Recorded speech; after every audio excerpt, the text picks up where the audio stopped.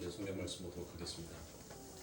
오늘 우리가 함께 볼 성경의 말씀은 로마서 5장 10절과 11절 두 절의 말씀이고, 일단 로마서 5장 10절과 11절의 이 두 절의 말씀은 여러분들이 익히 잘 알고 있습니다. 이 말씀을 토대로 오늘은 누가복음 5장 12절부터 15절의 말씀을 가지고 여러분들과 로마서 5장 10절과 11절에 기록되어 있는 말씀을 해석할까 합니다. 그러므로 여러분들은 누가복음 5장 12절부터 15절의 말씀을 피시면 되겠고, 제가 누가복음 5장 12절부터 15절의 말씀을 읽어드리도록 하겠습니다. 공독합니다. 예수께서 한 동네에 계실 때 온몸에 문둥병 들린 사람이 있어 예수를 보고 엎드려 구하여 가로되, 주여 원하시면 나를 깨끗게 하실 수 있나이다 하니, 예수께서 손을 내밀어 저에게 대시며 가라사대, 내가 원하노니 깨끗함을 받으라 하신대, 문둥병이 곧 떠나니라. 예수께서 저를 경계하시되 아무에게도 이르지 말고 가서 제사장에게 내 몸을 보이고 또 내 깨끗게 됨을 인하여 모세의 명한대로 예물을 드려 저희에게 증거하라 하셨더니, 예수의 소문이 더욱 퍼지매 허다한 무리가 말씀도 듣고 자기 병도 남을 얻고자 하여 모여오되. 아멘. 자, 우리는 진리를 모르면 행함이다라는 이 말씀을 가지고 지금 누가복음에 관련되어 있는 말씀으로 제가 여러분들에게 계속 해석하여 드리고 있습니다. 누가복음 5장 10절과 11절에 우리가 어떤 상태였다고요?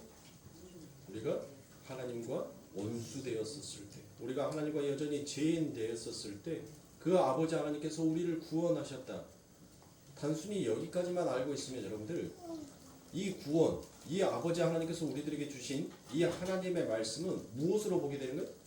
하나님께서는 성경의 말씀을 호라고 말씀을 드렸죠. 보다라는 것에는 두 가지의 이 헬라어 의미가 있다고 했어요. 하나는 호라호, 그 안에 담겨져 있는 실체의 뜻이 무엇인지 그 안에 속의 것을 보는 것이 바로 호라오고, 에이도는 겉의 모형만 보여지는 것을 우리가 에이돈이라고 이야기를 합니다. 그러니까 성경을 에이돈으로 보면 무엇이 되는 거예요? 아, 지켜야 돼. 왜 지켜야 돼? 복 받으려면 지켜야 돼. 거기에서만 끝나버리더라고요. 예수를 믿어야 돼. 왜 예수를 믿어야 돼? 천국 가기 위해서 예수를 믿어야 돼. 이게 A돈이에요. 그러니까 그들의 삶의 목표는 전부 다 A돈은 뭐예요? 나 중심에서의 성경을 바라보는 거고, 호라오는 나 중심이 아닌 신본주의 사상으로 성경을 바라보게 됩니다. 신본으로, 하나님의 마음으로, 하나님의 눈으로 성경을 바라보니 하나님께서 우리들에게 말씀하시는 것이 무엇이다라는 것을 알 수 있는 거예요. 그게 무엇이다? 그게 은혜였다. 아, 그게 하나님의 사랑이었다. 그것을 하나님께서는 우리들에게 보라라고 이 성경을 주신 거예요. 너희들을 징계하는 것이 너희가 미워서 징계를 받음이 아니라 나는 너희들을 사랑하기에 징계한다라는 하나님의 그 마음을 이 성경에다 표현한 거예요. 그리고 그 표현의 마음을 바로 예수 그리스도께서 이 땅에 오셔서 그 하나님의 마음이 무엇인지를 친히 그분이 우리의 눈으로 보인 겁니다. 왜요? 우리는 무엇에 이 사단이 우리의 눈을 멀게 했고 우리의 눈을 가려버리게 해. 우리는 그 하나님의 마음을 볼 수가 없어요. 알 수가 없단 말이에요. 그래서 우리는 늘 그 하나님을 A돈으로만 본 거예요. A돈. 그래서 그 A돈으로 보는 그 하나님은 우상의 하나님이니까 너희들은 그 우상의 하나님을 버리고 호라호, 진짜 본체이신 그 하나님, 그분이 진짜 너희들의 참된 신, 바로 너희의 아버지라는 것을 우리 예수님께서 A돈으로 눈에 보여지는 것으로 그들에게 나타나서 설명하는 겁니다. 그런데 우매한 인간들이 하나님의 그 말씀을, 하나님의 그 행하심을 호라오로 보는 것이 아니라 전부 다 계속 A돈으로만 보고 있더라고요. 그 우매함에 그 극치로 등장하는 자가 누구였어요? 바로 베드로라고 얘기를 드렸죠. 베드로의 삶 가운데 엄청난 기적이 일어났습니다. 그의 삶에 갑자기 여러분들 말할 수 없는 풍족함이 생겨버렸어요. 그리고 베드로는 무엇을 생각한 겁니까? 능력의 하나님 앞에 내가 순종만 하면 내 삶 가운데 이와 같은 큰 축복이 일어날 수 있겠구나라는 자기의 열심이 그 안에서 솟구쳐 올라오더라고요. 그런 베드로에게 우리 예수님께서는 아니다라고 얘기합니다. 그런데 베드로는 하나님의 말씀을 엉뚱하게 받아들인 거죠. 엉뚱하게. 내가 그분의 말씀에 순종해서 그물을 내렸더니 물고기가 이렇게 많이 잡혔구나라는 자신의 율법의 열심이 그 안에서 드러나와 버리더란 것입니다. 그런데 하나님께서는 그 베드로에게 무엇을 말하고 싶은 거예요? 은혜를 이야기하고 싶은 거예요. 은혜. 하나님의 긍휼과 사랑을 표현하고 나타내고 싶은 것입니다. 그런데 우매한 저희들은 그 아버지 하나님의 말씀을 전혀 이해하지 못합니다. 그래서 우리 예수님께서는 또 다른 예를 통하여서 들어서 말씀하시는 것이 바로 누가복음 5장 12절부터의 말씀입니다. 누가복음 5장 12절에는 여러분들 어떤 사람이 나와 있죠? 문둥병자가 나와 있죠. 나병 환자가 나와 있단 말이에요. 문둥병자. 자, 예수님 앞에 갑자기 이 문둥병자가 나타났어요. 근데 이 문둥병이라고 되어 있는 것은 여러분들 헬라어의 원문에 보면 레프라입니다. 레프라. 레프라. 이 레프라라는 것은 부정으로 가득 찬 것, 부정으로 가득 찬 자를 가리켜서 레프라라고 얘기해요. 그런데 우리 개역성경에서는 이것을 문둥병으로 그냥 해석을 해놓은 거예요. 그러니까 이 문둥병은 결국 뭐다? 부정함으로 가득 찬 자의 대표가 바로 문둥병이더라라는 것으로 여러분들 그냥 그 정도로만 기억하시고, 원래 이 문둥병이라고 되어 있는 이 레프라는 부정한 것으로 가득 찬 자라고 여러분들이 그렇게 생각하시면 될 것 같습니다. 자, 이 부정으로 가득한 자가 그 앞에 예수님을 바라봤답니다. 그 앞에 예수님 앞에 예수님을 봤어요. 근데 그 예수님을 어떻게 보았습니까? 이 문둥병자가 그 예수 그리스도에 대한 소문을 들었단 말이에요. 그 이야기를 들었어요. 그래서 이 문둥병자는 그 예수 그리스도를 호랑으로 본 것이 아니라 에이돈으로 본 거예요. 표피적으로 본 거예요. 저분만 만나면 내 삶 가운데 엄청난 기적이, 신기로한 일이 일어나겠지. 그러면 이 나병 환자에게는 여러분들 어떤 일이 기적이겠어요? 어떤 일이 신기한 일이겠어요? 자기의 불치병이 낫는 것이 그게 기적이겠죠. 그러니까 이 나병 환자는 저분만이 나의 병을 치료할 수 있는 분이다. 나를 깨끗하게 할 수 있는 분이다라고 그와 같이 본 겁니다. 그런데 여러분들 이렇게 말씀을 드리면 그 나병 환자가 목사님 무슨 잘못이 있습니까? 예수님을 그와 같이 깨끗하게 해주시는 분, 자기의 병을 낫게 해주신 분으로 바라본 것은 오히려 그가 믿음으로 바라본 것이 아니겠습니까? 라는 그와 같은 의아한 질문이 여러분들이 생길 수도 있습니다. 그러나 제가 말씀드리고 싶어하는 것은 무엇이에요? 예수 그리스도께서 이 땅에 오신 이유와 목적이 단순히 우리의 죄를 사하시고 우리의 병을 치료하시기 위하여서 예수 그리스도께서 오셨다라는 그와 같은 인식과, 나는 내 삶 가운데 있어서 예수 그리스도가 빠져버리면 나는 부정함으로 가득한, 나는 나병 환자와 같은 자다라는 그와 같은 인식과는 정말 하늘과 땅의 차이인 것입니다. 그런데 이 나병 환자는 여러분들 무엇으로만 생각한 거예요? 저분만이 나의 병을 낫게 해줄 수 있다. 그러니까 그 중심에는 누구예요? 바로 하나님이 아니라 나였던 것이다. 그래서 오늘 본문 5장 12절에 보면 여러분들 구하다라는 말이 있죠. 구하다. 이 구하다라는 말이 바로 데오마이입니다. 데오마이. 우리는 구하다라고 되어 있으니까 여러분들 뭘 구했다는 것인지를 잘 알 수가 없죠. 그러니까 이 구하다라는 말보다는 간청하다라는 말로 여러분들 바꾸면 더 좋을 것 같아요. 뭘 구한 거예요? 뭘 간청한 겁니까?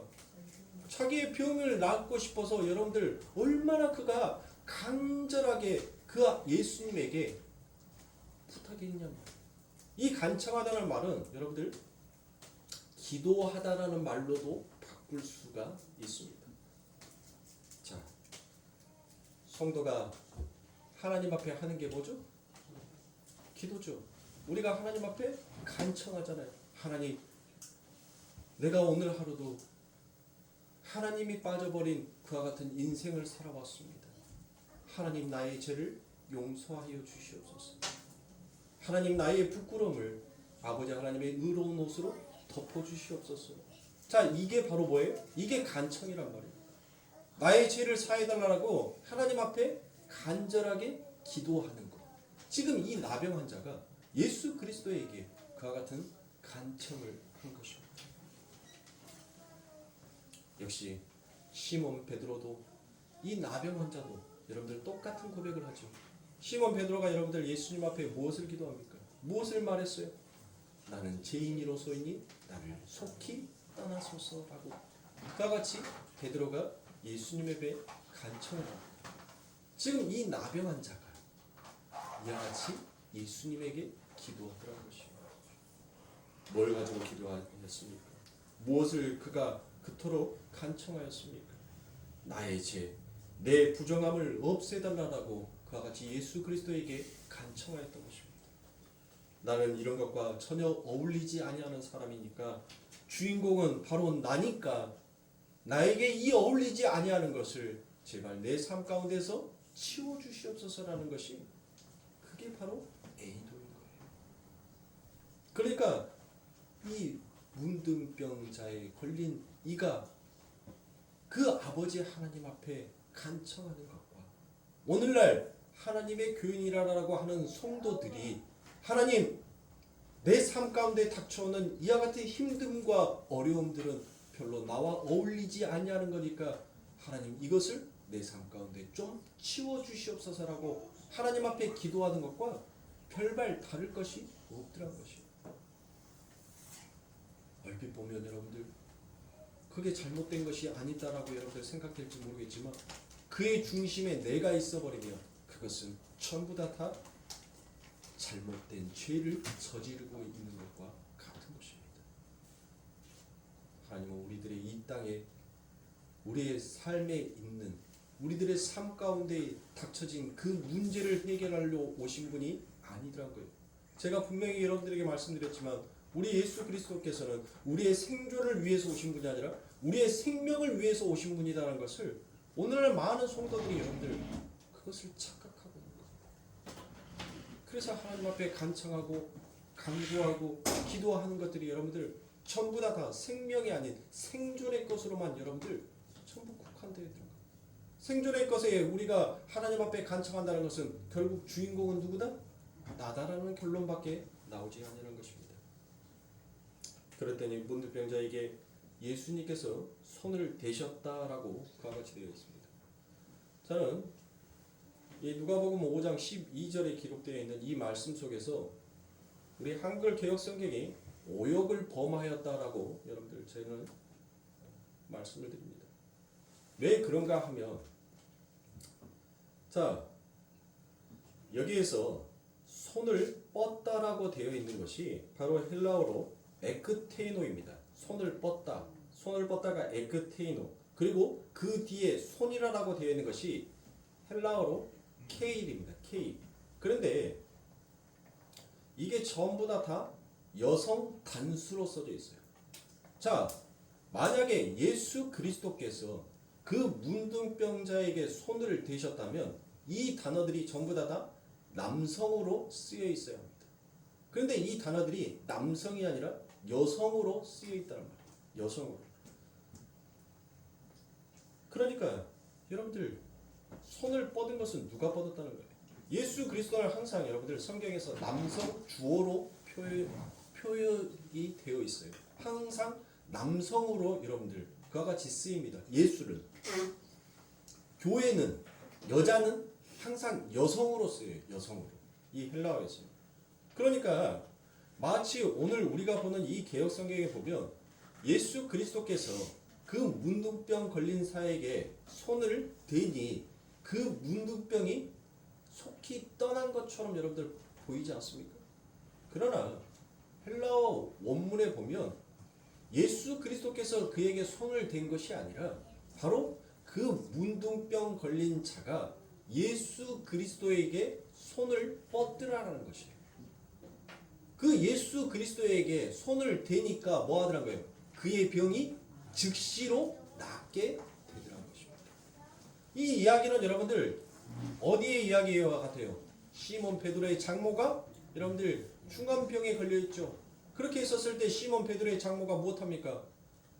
예수 그리스도께서 와가지고 그에게 안수합니까? 마치 성경에는 예수님께서 그 병든 자에게 손을 얹어서 치유된 것처럼 여러분들 그와 같이 표현을 하고 있어요.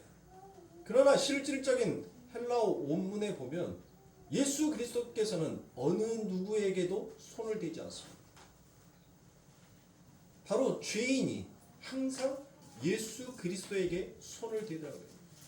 그것을 가장 잘 표현해 놓은 것이 바로 혈류증 앓은 여인이 예수의 옷자락을 만지자 그 여인의 혈류병이 즉시로 낫더라라고 되어 있죠. 그 표현이 아주 정확한 표현이에요. 그 표현이. 그러니까 이 문둥병 환자가 예수 그리스도에게 손을 딱 대자마자 그의 가지고 있는 모든 제약이 예수 그리스도에게로 전부 다 빨려 들어간 거예요. 예수 그리스도께서 그들의 죄를 갑자기 그가 손을 대자마자 쑥 하고 흡수를 해버리더라는 것입니다. 자, 이 이야기는 어느 날 갑자기 여러분들 예수 그리스도께서 등장하시고 그와 같은 일들이 생경하게 여러분들 일어난 것이 아닙니다. 이것은 이미 레위기에서의 제사법에서도 나와 있습니다. 사람이 죄를 지었고 그 죄에 대한 사함을 받기 위해서 무엇을 합니까? 그 죄인이 직접 그 희생제를 드릴 그 제물에게 무엇을 합니까? 손을 얹이죠. 그리고 그 피를 여러분들 뿌리죠. 그 피를 뿌린단 말이에요. 그러니까 죄인이 손을 얹어서 깨끗한 것, 흠 없는 것에 대해서 손을 얹어서 그것을 만지니까 여러분들 무엇하는 거예요? 그 만졌던 재물이 결국 더러움이 되어서 죽고 그가 살아나게 되는 것. 이게 여러분들, 이게 바로 제사법이라고. 지금 예수님께서는 그것을 말씀하고 있는 거예요. 여러분들 한번 생각해 보세요. 우리가 죄를 지었어요. 양이 보고 너 죄 졌네? 너 이리 와. 너 내 앞에서 무릎 꿇어.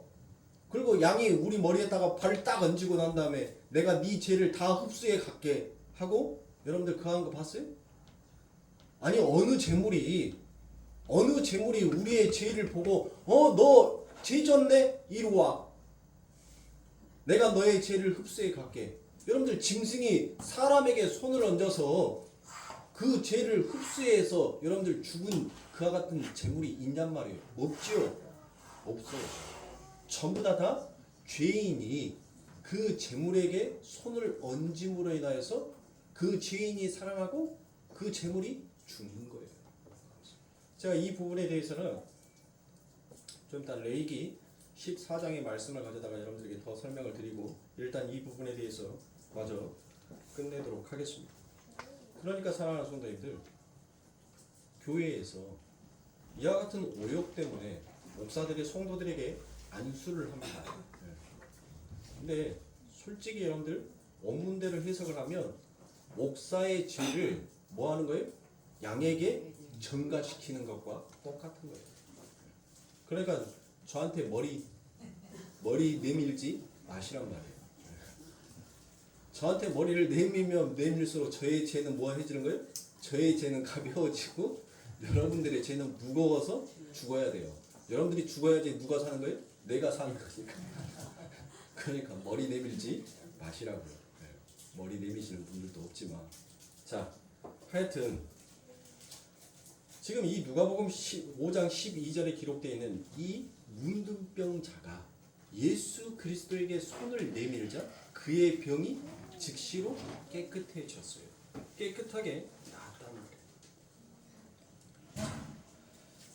그런데 제가 왜 이 문둥병자가 예수 그리스도를 호라오가 아닌 본체를 본 것이 아닌 겉을 봤다라고 말을 하냐면 그 뒤에 나와 있는 구절이 아주 재미있는 구절이 있습니다.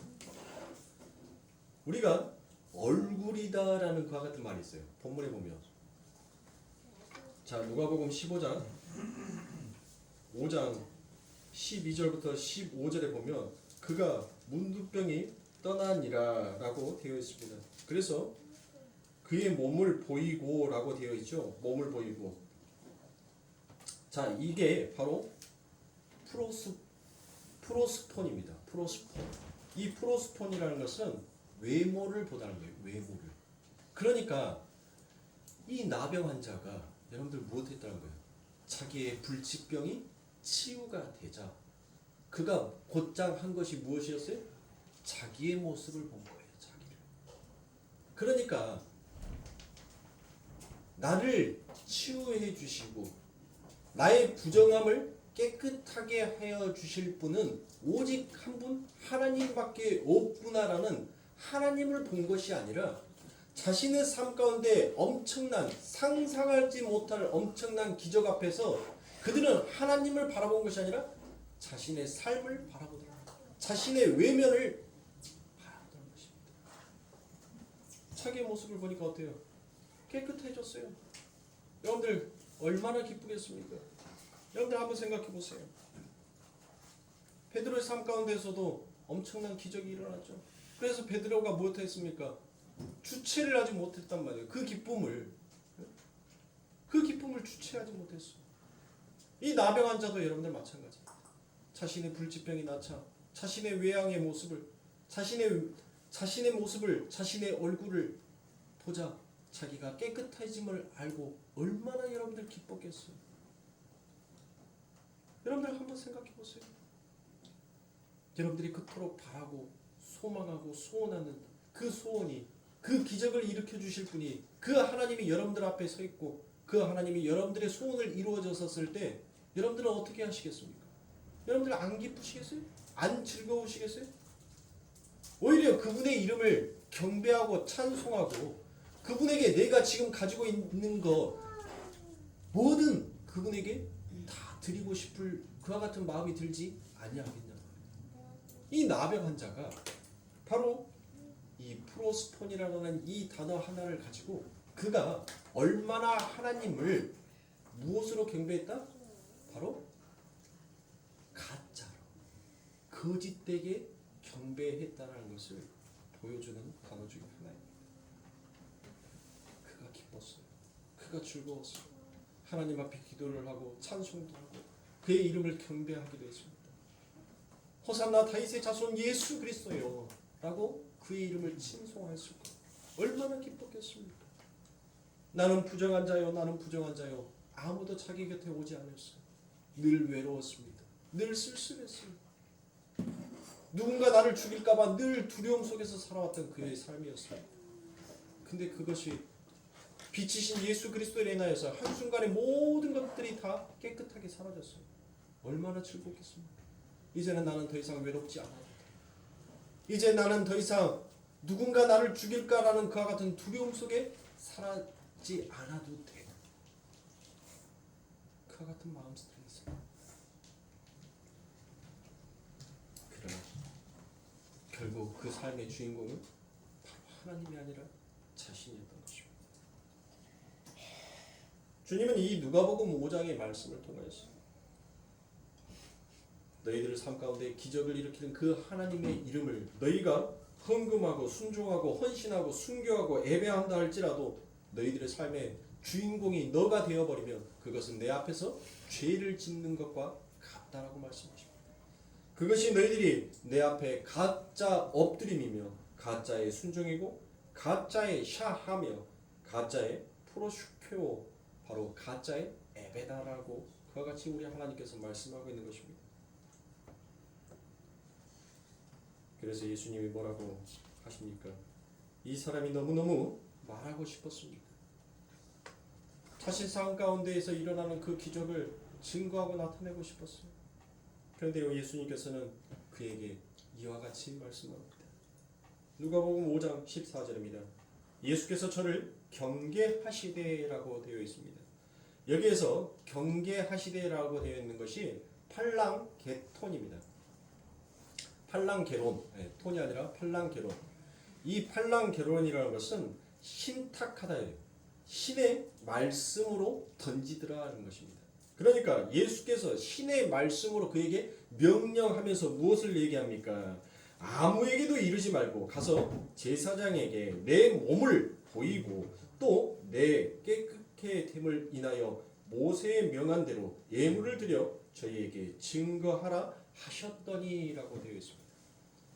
예수께서 저를 경계하시되라고 되어 있으니까 뭘 경계해? 여러분들 이해가 안 가는 거예요. 성경을 왜 이렇게 애매모호하게 해석을 해놨는지 모르겠어요. 예수께서 저에게 신의 말씀으로 명령하시니라고 하면 얼마나 여러분들 간단합니까? 신의 명령으로 이 문둥병자에게 얘기한 거예요. 뭐를 얘기했어요? 너 아무에게도 가서 nobody nothing 아무것도 말하지 마. 넌 말할 것이 아무것도 없는 자야라고 예수님께서 말씀하시죠. 자, 우리들의 삶 가운데 하나님의 일하심, 하나님의 기적이 일어나면 우리들 무엇합니까? 간증이라고 하면서 여러분들 연실 떠들어대잖아요. 연실 말하잖아요. 예수님은 그것을 바로 경계하라라고 얘기하신 것입니다. 그것을 경계하라는 거예요. 자, 내가 본 것을 내가 이해한 수준으로 그것이 마치 하나님의 일이고 하나님의 복음이다라고 증거하거나 나타내지 말라는 것입니다. 너 그거 잘못 알고 있다는 것입니다. 하나님의 일은 기껏 이 병 하나 치료하는 것이 하나님의 일이 아니다라는 것이에요. 하나님의 일은 더 크고도 놀라운 일이 그 안에 있으니까 네 삶 가운데 나타난 그 기적을 보고 그것이 마치 복음이고 하나님의 일이다라고 너 그와 같은 믿음을 갖지 마라고 말씀하시는 것이에요. 그러면서 예수님께서 무엇을 얘기합니까?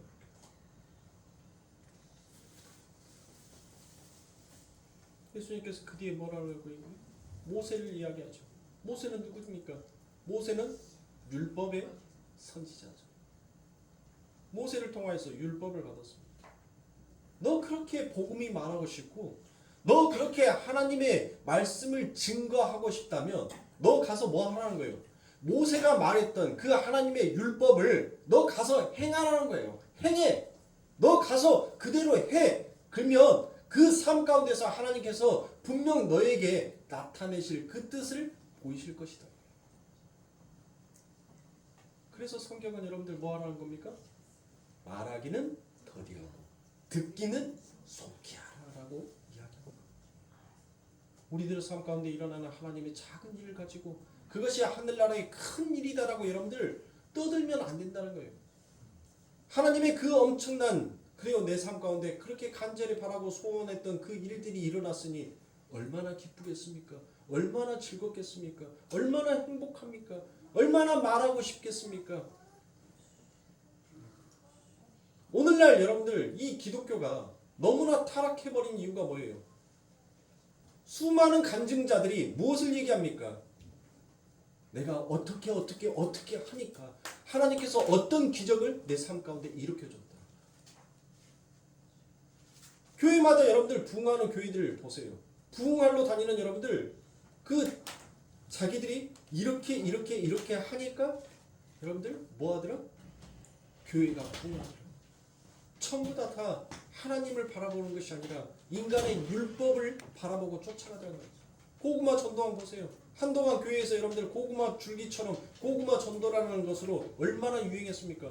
잘 익었는지 읽지 아니했는지 늘 성령의 젓가락을 가지고 쑤셔봐야 된다고. 자꾸 쑤셔가지고 뭐 하라고? 빨리 익으라고.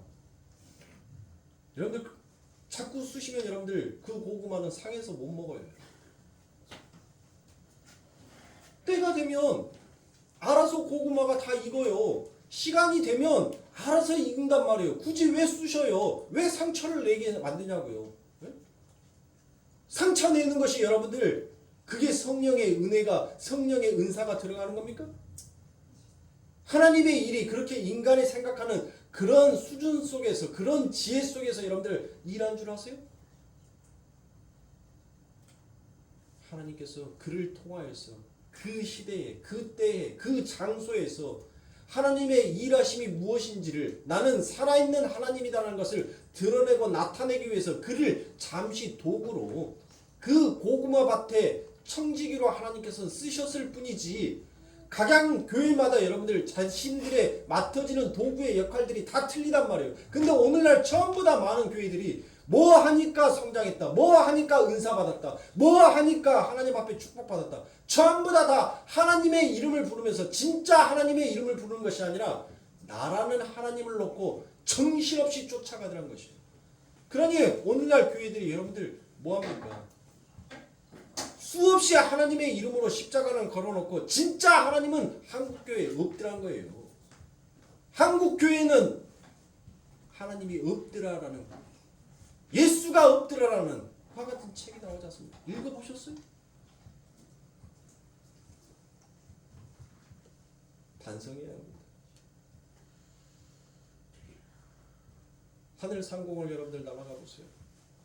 제주도만 가도 여러분들 제주도에 도착했었을 때 제주공항에 이렇게 도착할 때 여러분들 제주도가 보여요. 근데 제주도에서 제일 먼저 보이는 것이 뭐던가요? 여러분들 광주에서 서울 가는 비행기 타고 가보세요. 비행기가 이륙하기 전에는 창문을 못 열지만 이륙하고 나서는 여러분들 창문을 올릴 수가 있습니다. 올리고 난 다음에 여러분들 잠시 보여지는 곳에서 여러분들 뭐 보세요? 아, 강주 바닥이 요만했어? 차들이 이렇게 많아? 여러분들 그거 보셨습니까?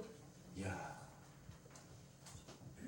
이 조그만 땅덩어리 이 광주에 십자가가 저렇게 많이 세워져 있고 빨간 등이 저렇게 많이 켜져 있고 그 많은 등들 속에서 여러분들 진짜 하나님의 이름을 하나님의 중심으로 살아가는 자들이 너무나 적다는 것입니다. 너무나 적다는 거예요.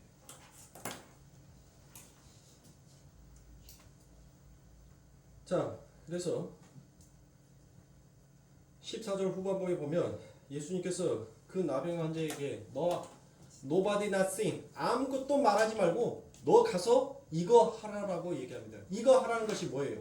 바로 모세의 율법에 정리해 놓은 그 율법대로 여러분들 헬라어 원문에는 예물이라는 말이 없어요. 지금 여기에서 우리 개혁성경에서 누가복음 5장 14절에는 예물이라는 그 말을 써놨지만 원문에는 이 예물이라는 단어가 없어요. 그러니까 자꾸 이것을 성도가 뭐 하는 거예요? 아, 내 삶 가운데 뭔 기쁜 일이 있고 즐거운 일이 있으면 하나님 앞에 예물 드려야 되겠다, 감사헌금 내야 되겠다라고 자꾸 생각하는 거예요. 그건 여러분들 하나님이 내한테 이거 하나 해줬네? 그러면 나도 요거 해줄게. 뭐 하는 거예요? 거래하는 거예요. 거래. 그거는 지금 하나님께서 예수님께서 내가 너 낫게 해줬으니까 너 하나님 앞에 가서 예물 드려. 그게 아니란 말이에요. 그게 아니라는 거예요. 그게 예물이라는 단어가 없어요. 근데 왜 없는 단어를 여기 안에다 기록해 놓냐 말이에요. 이 성경 해석학자들이 박사라는 사람들이 왜 긁고 난 다음에 이 성경을 자꾸 오역하냔 말이에요. 왜 성도들을 하나님의 양들을 자꾸 헛된 것을 쫓아가게끔 만드냔 말이에요. 자, 모세가 정리해 놓은 그 율법대로 아우토스예요. 아우토스. 바로 뭐라는 거냐면 너 자신이라고요. 자, 모세가 정리해 놓은 그 율법대로 너 자신을 하나님 앞에 보이라는 거야. 하나님 앞에 보여. 너의 구속함을 하나님 앞에 비추어라는 거예요. 그러니까 네가 어떠한 자였는지 너는 그것을 잊지 말고 네가 어떻게 깨끗함을 입게 되었는지 그 하나님의 말씀 앞에 너 자신을 너를 보라는 거예요. 너를 보라는 거예요. 그 율법의 말씀대로 하면 그 부정한 자는 뭐 해야 돼요? 죽어야 한단 말이에요. 죽어야 돼요. 근데 그 죽어야 할 자가 누군가에 의하여서 자기가 삶을 얻게 되었어요. 그것을 알라는 거예요. 네 자신을 알라는 거예요. 너는 처음부터 부정함으로 가득 차 있는 똥이었고 배설물이었고 너는 흙이었고 너는 나병 환자였다는 것을 너는 잊지 말라는 거예요. 뭐에서? 그 하나님의 율법의 말씀 안에서 너는 잊지 말라는 것을 그걸 얘기하고 있는 거예요. 예물 드리라는 말 없어요, 여러분들. 그것은 여러분들 성경책에서 볼펜으로 끄직끄직해서 지워버리세요. 지워도 돼요. 없는 단어를 왜 굳이 헬라어 원문을 여러분들 해석해 놓은 것이 우리가 보고 있는 이 성경이에요. 근데 헬라어 원문에도 없는 예물이라는 단어를 왜 여기에서는 해석해야 하고 있냔 말이에요. 그 단어는 지워버려도 가감하게 지워버려도 상관없습니다. 그러면 예수님께서 느닷없이 모세의 이야기를 했다는 것은 예수님께서 지금 무슨 이야기를 하고 있다는 거예요? 예수님께서 그 율법이 말하는 것이 무엇인지를 알고 있다는 것이죠. 그러면 그 율법이 뭘 나타나요? 자, 레위기 14장에 가면 레위기 14장에서 무슨 얘기가 나와요? 레위기 14장에 가면 그 환자가 나음을 입었었을 때 행하는 규례가 기록되어 있는 것이 레위기 14장입니다. 그 레위기 14장에 특히 어떤 환자, 문둥병자가 어떻게 깨끗하게 되었을 때 그가 지내야 할 제사가 무엇인지를 기록해 놓은 것이 레위기 14장이에요. 그 레위기 14장 속에서 제가 7절부터 10절까지의 말씀을 가지고 여러분들에게 해석하여 드리도록 하겠습니다. 문둥병에게 정결함을 받은 자에게 7번 뿌려 정하다 하고 그 산 새는 들에 놓을지며 정결함을 받은 자는 그 옷을 빨고 모든 털을 밀고 물로 몸을 씻을 것이라. 그리하면 정하리니 그 후 진에 들어올 것이나 자기 장막 밖에 7일을 거할 것이요 라고 그와 같이 되어 있습니다. 자,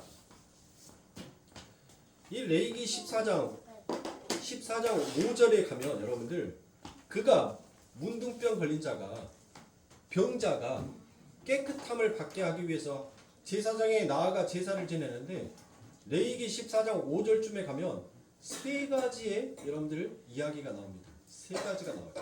그 세 가지가 뭐죠? 4절인가요? 제가 성경을 안 봐서 아마 4절인가 5절에 보면 백향목이 나올 거예요. 그렇죠? 홍색 실이 나올 겁니다. 그리고 우슬초가 나오죠. 자, 여러분들 결국 뭐예요? 새 2마리는 새 1마리에게 뭐 하는 거예요? 새 1마리에게 새 1마리를 잡아서 새 1마리에게 피를 뿌림으로 인해서 그 새는 뭐 하는 거예요? 그 새는 1마리의 새에 의해서 살아난 거죠. 살아난 거란 말이에요. 그러니까 레위기에서는 여러분들 계속 제물이 뭐 하는 거예요? 누군가 죽음으로 인해서 누군가 살아나는 것을 계속적으로 반복하여 이야기하고 있어요. 그리고 난 다음에 백향목과 홍색 실과 그 다음에 우슬초를 이야기하는데 이 세 가지는 전부 다 무엇을 나타내는 거냐면 회복을 나타내는 거예요. 회복. 자, 백향목은 죽음을 극복한 생명을 가리켰었을 때 그때 백향목이라는 상징적인 말을 씁니다. 그리고 홍색 실은 회복을 나타냈었을 때 여러분들 우리가 막 애기 태어나면은 빨간색 고추 해가지고 명주실에다 이렇게 해서 걸어놓죠. 예? 이 홍색 실이라는 것은 죽음 끝에서 생명이 살아남을 표현하고 나타낼 때 그때 홍색 실을 쓴단 말이에요. 우리 옛날에 애기 태어나면 여러분들 그 실에다가 그거 하잖아요. 예? 빨간 고추, 파란 고추 거기 사이사이에다 꽂아서 저 집 아들 낳네, 저 집 딸 낳네. 여러분들 죽음 끝에서 누가 죽으니까 그 아이를 뵌 산모가 죽으니까 그 죽음 끝에 생명이 탄생되어져 나오더라. 그것을 명주실로 생명으로 표현한 거예요. 이 홍색 실처럼 여러분들 우슬초는 뭐예요? 우슬초는 누구에게 쓰는 거예요? 나병 환자가 썩은 데가 났었을 때 그 썩은 데 악취를 더러움을 여러분들 못하는 거예요. 그 냄새를 정화시켜주는 거, 정결하게 해줄 때 쓰는 것이 바로 그게 우슬초란 말이에요. 우슬초. 그러니까 전부 다 뭐예요? 죽음 끝에서 회복되는 것을 나타내는 거죠. 죽음 끝에서.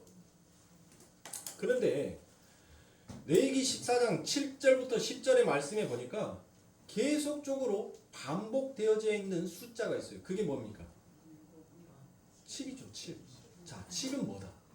7은 우리가 창조의 수다, 완전 수다, 안식의 수다라고 그와 같이 이야기를 합니다. 그렇죠? 자, 그러니까 어린 양의 피로 정결하게 되어 구원받은 자가 결국 여러분들 7일 동안 진 안에서, 즉 어디 안에서? 광야에서 여러분들 그와 같이 사는 거예요. 그와 같이 사는 거. 그런데 이제 9절에 보니까 뭐를 얘기합니까? 또 7일 만에 그 모든 털을 밀되 머리털과 수염과 눈썹을 다 밀고 그 옷을 빨고 몸을 물에 씻을 것이라. 그리하면 정하리라라고 그와 같이 얘기합니다. 그러니까 뭐 하는 거예요? 지금 이 말은 뭔 말이에요? 여러분들 털이란 털은 다 밀어요. 네? 털이란 털은 다 밀라라고 얘기해요. 머리털도 밀고 수염도 밀고 눈썹도 다 밀래요. 다. 네? 그러니까 몸에 여러분들 털이란 털은 지금 다 민 거나 다름없죠. 그건 뭔 말이에요? 재물을 여러분들 각을 뜨고 포를 뜰 때 여러분들 어떻게 해요? 재물의 털을 다 깎죠. 그래서 우리가 이사야 53장에 여러분들 무엇을 얘기해요? 마치 도살장에 끌려가는 양처럼 그분은 말없이 자신의 털깎음을 다 당하고라고 하잖아요. 네? 그러니까 뭐예요? 결국 너희들은 너희들의 모든 겉모습을 다 하나님 앞에서 벗겨내야 하는 자다라는 것이죠. 너희의 모든 것들을 다 벗어야 하는 자다라는 거예요. 이 육신의 껍데기를 다 벗어야지만이 진짜 그 안에서 이제 생명이 나올 수 있더라라는 것을 말하는 거예요. 그래서 10절에서 아주 중요한 단어를 이야기합니다. 제8일에 그는 흠없는 어린 순양 둘과 1년 된 흠없는 어린 암양 하나와 또 고운 가루 에바 10분 3에 기름 섞은 소 제물과 기름 한 누룩을 취할 것이요 라고 그와 같이. 자, 모세가 레위기 14장 7절에서는 무엇을 얘기하고 출발했어요? 7을 이야기하면서 출발을 했죠. 그런데 10절에서는 8을 이야기한단 말이에요. 그러면 지금 이 7과 8 사이 안에 들어가 있는 이야기가 바로 무슨 이야기란 거예요? 부정한 자들이 어떻게 깨끗함을 받게 되는지를 지금 말씀하고 있는 것입니다. 이것은 여러분들 굉장히 중요한 하나님의 메시지가 이 안에 담겨져 있는 거예요. 자, 7은 뭐예요? 7은 완전수, 안식의 수라고 했죠. 그래서 7, 마지막 일곱째 날 여러분들 무엇하는 거예요? 하나님이 안식했다라고 이야기를 하잖아요. 근데 그 7을 여러분들 누가 더럽혔어요? 그 안식을 누가 깨버린 거예요? 안식을 누가 깼어요?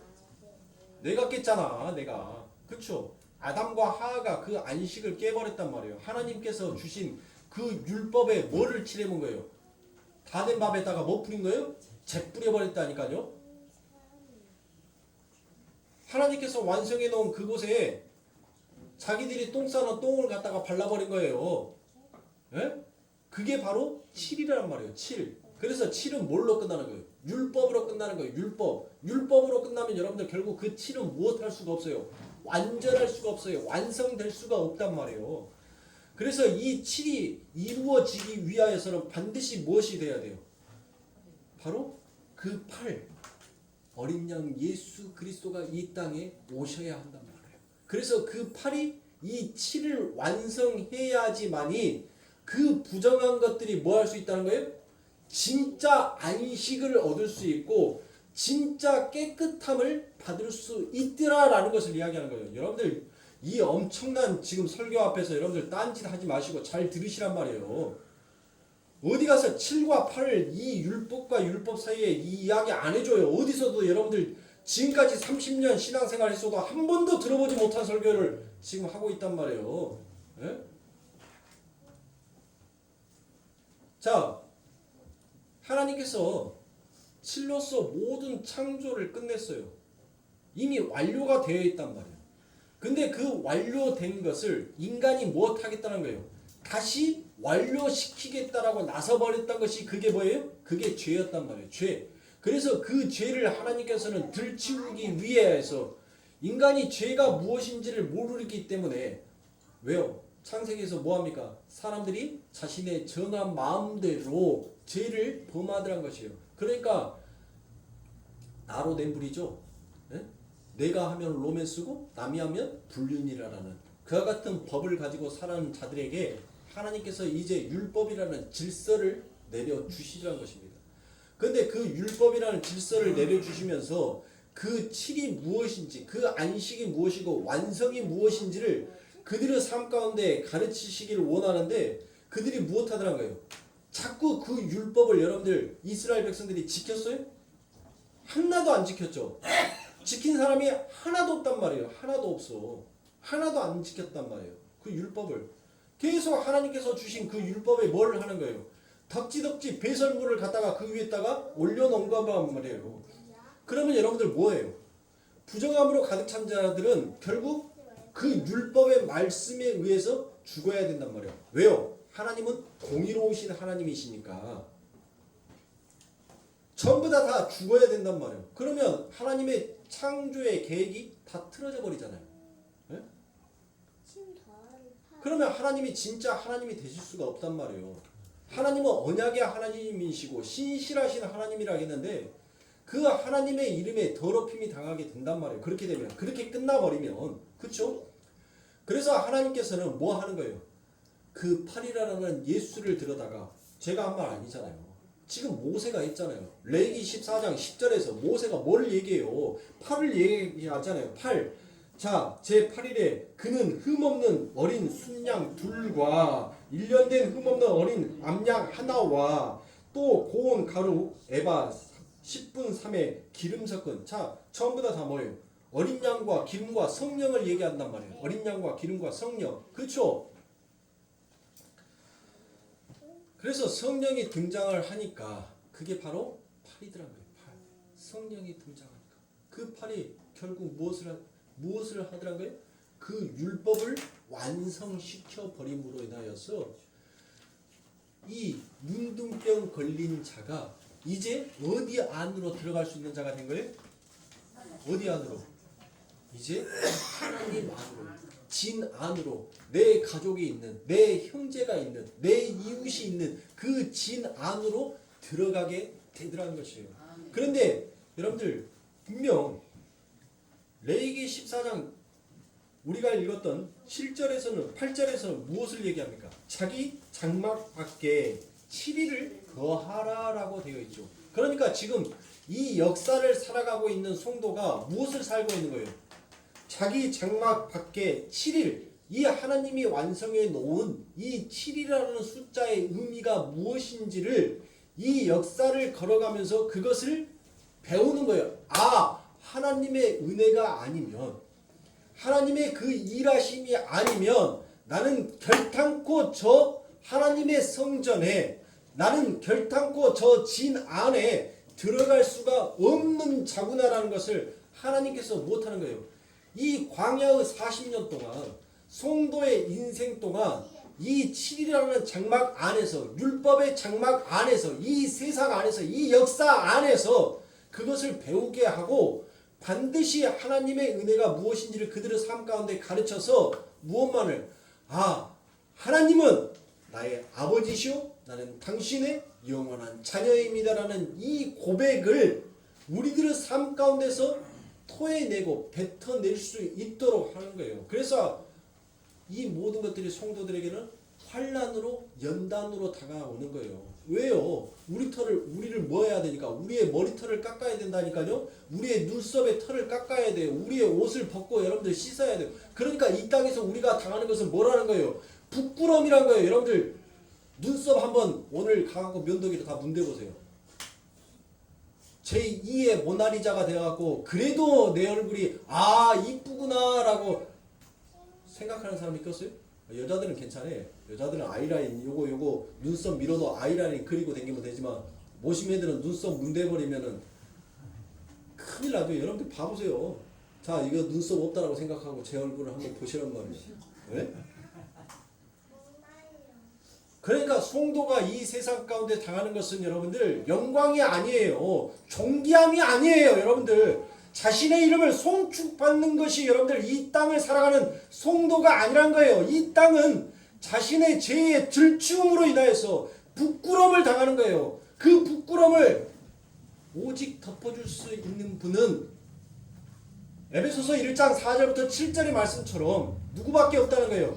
예수 그리스도의 그 어린 양의 피로 그 국률함으로 나의 부끄러움이 덮어질 것이고, 로마서에서 말씀하는 그 로기조마이, 그 예수 그리스도의 그 어린 양의 피로 나의 부끄러움을 덮어지니 로기조마이 나이가 의인으로 인치어지더라 라는 것이에요. 이것이 복음인 거예요. 여러분들의 삶 가운데 잠시 잠깐 나타나는 그와 같은 일들을 가지고 하나님의 간증이다라고, 하나님의 복음이다라고, 하나님의 말씀이다라고 여러분들 섣불리 떠들어대지 마시란 말이에요. 말씀은 예수밖에 없어요. 팔랑게론이라고 말하잖아요. 신의 말씀으로 전하다. 그게 복음이에요. 신이 말하는 것이 복음이란 말이에요. 내가 만든 복음을 만들어 놓지 마세요. 내가 복음을 만들고 그것이 마치 하나님의 일하심이고 그게 마치 그런 일을 하시는 것이 하나님이다라고 여러분들 그와 같은 헛된 복음을 전하면 안 된단 말이에요. 그게 더 뭐 하는 거예요? 너희가 더 배나 지옥 백성을 만들고 있다라고 우리 예수님께서 말씀하신 것과 똑같은 겁니다. 말씀은 예수예요. 말씀은 성경인 것입니다. 그 외에 어떤 것도 말씀이 될 수가 없어요. 그 어떤 것도 복음이 될 수가 없단 말이에요. 그래서 예수님께서 nobody nothing, 아무것도 말하지 마. 너 아무것도. 그리고 네 삶 가운데 지금 그 일하심을 나타낸 그 하나님만 봐. 네가 어떠한 존재였는지, 그리고 지금도 그 하나님이 너를 어떠한 차로 너를 보호하고 계시는지 너 그것만 봐 라고 말하는 겁니다. 근데 여러분들 이 촉새가 뭐합니까? 불가에서는 썰을 푼다라고 했죠. 썰을 푼다. 이 촉새들이 뭐예요? 말하지 말라는데 콘새 가가지고 뭐합니까? 뻐꾸기 날리더라니까요. 뻐꾹.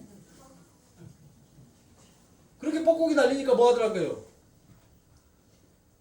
온갖 짭새가 날아들더라고요. 온갖 철새들이 전부 다 뭐만 보고 그들이 모인 이유를 여러분들 누가복음 5장 16절에 가면 나오잖아요. 그들의 배부름과 그들의 병나음, 그것을 보고 그들이 예수를 쫓아오더란 거예요.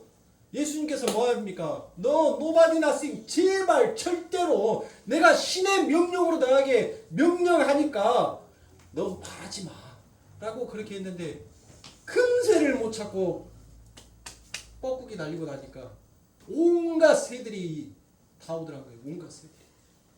그리고 제잘제잘 떠들어요. 예수님, 나 이번에 사업에 성공해야 돼요. 예수님, 나 이번에 직장에 합격해야 돼요. 예수님, 나 건강해야 돼요. 예수님, 내 자식이 하나님 앞에 울뚝 쓸 수 있는 영광을 받을 수 있는 그와 같은 자가 돼야 돼요. 예수님, 나 건물 사야 돼요. 이번에 예수님, 나 땅 계약했으니까 땅이 성공적으로 해야 돼요. 예수님, 나 재판이 있어요. 이번에 승소하게 해주세요. 전부 다 예수 그리스도 앞에서 생명이 아닌 자신들의 생존을 위해서 지지배배 떠들고 있더란 것입니다. 그런 예수님께서 무엇하는 거예요? 누가복음 5장 17절에 가면 예수님께서 뭐예요? 그들의 얘기를 귀담아 들어주면서 그래, 이리 와. 너 내 몸 만져. 그러면은 즉시로 네 모든 어려운 일들이 해결될 거야. 너 내 옷 만져. 예수님께서 그렇게 자기의 옷자락을 죄인들에게 내밀었다라고 되어 있습니까? 예수님께서 그렇게 모인 그들의 소리를 듣고 예수님께서 도망가시더라고요. 그 말은 뭔 말이에요? 나 너희들 이 세상의 부귀영화를 채워주기 위해서 온 자가 아니다라는 것을 예수님께서 그들의 삶 가운데 다시 한번 나타내신다는 것입니다. 오늘날 살아가는 성도님들, 이 교회에 와서 여러분들의 생존을 위하여서 예수를 찾으신다면 여러분들은 하나님 앞에서 지금 율법의 죄를 짓고 있는 거예요. 하나님의 아름다운 말씀 앞에 여러분들은 그곳에다가 똥을 칠하고 있는 것과 같다는 것입니다. 은혜를 받아야 돼요. 은혜가 무엇인지를 알아야 돼요. 복음이 무엇인지를 알아야지. 그래야지 예수 그리스도께서 우리가 지금 말씀하고 있는 로마서 5장 10절부터 11절에 우리가 죄인 되었었을 때 우리가 하나님과 원수 되었었을 때 그 아버지 하나님께서 우리들에게 어떠한 사랑을 베풀어 주셨는지 그 은혜를 알 거 아닙니까? 전부 다 세상의 것으로만 가득 차서 예수 앞에 나오니 복음이 무엇인지 은혜가 무엇인지 그저 내 구원, 내 천국 그것만 바라보고 신앙생활 하더라는 것이에요. 결국 여러분들 그들의 끝이 어디로 가겠어요? 여러분들 개혁주의 목사들이 여러분들 다 천국 갔을까요? 개혁주의 목사들이 다 천국 갔을 거라고 여러분들 생각하세요? 이 땅의 교회에 세워놓은 하나님의 종들이라고 하는 사람들이 다 천국 갔을 거라고 생각하세요? 천만의 말씀이에요. 만만의 콩떡이에요. 이 땅에 세워지는 그 교회들의 목사들 중에서 하나님 마음에 드는 종이 과연 몇 명이나 있을까요? 하나님의 종이 여러분들 그 정도면 이 땅에 있는 하나님의 어린 양이라고 하는 하나님의 백성들이 천국 갈 수 있는 하나님의 백성들이 과연 몇 명이나 있을까요?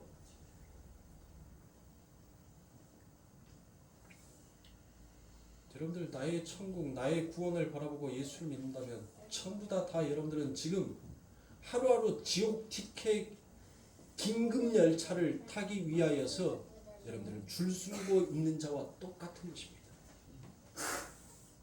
나의 천국, 나의 구원을 버리세요. 예수가 빠져버린 나의 천국, 예수가 빠져버린 나의 구원은 아무 필요가 없는 것입니다. 여러분들의 삶 가운데서 오직 예수를 바라보십시오. 우리 교회의 영구표처럼 예수를 바라보지 못하면 여러분들에게 말짱 황이에요. 황. 말짱 꽝이란 말이에요. 네? 예수가 빠져버린 것은 여러분들 전부 다 헛된 쓰레기일 뿐입니다. 예수를 바라보세요. 예수를 바라보시고 예수를 붙들기 위하여서 여러분들 이 신앙의 행보에 힘들고 고단한 그 여정의 걸음을 여러분들 걸어가셔야 합니다. 그런 축복받는 우리 성도님들이 되시길 저는 간절히 소망합니다.